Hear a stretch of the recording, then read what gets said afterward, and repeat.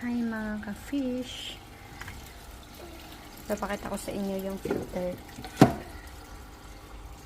Ito na yung bagong filter namin. Napakaganda, oh. Di ba? Salang-sala yung dumi. Ayan na yung isda natin.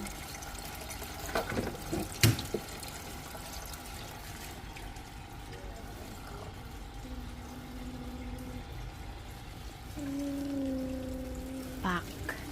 Tagos hanggang likod. Kitang-kita. Sobrang linaw ng tubig. Napakaganda talaga.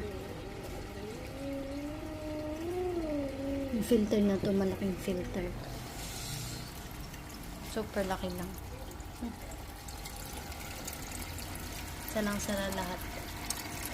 Nakahiwalay yung aming dito fish.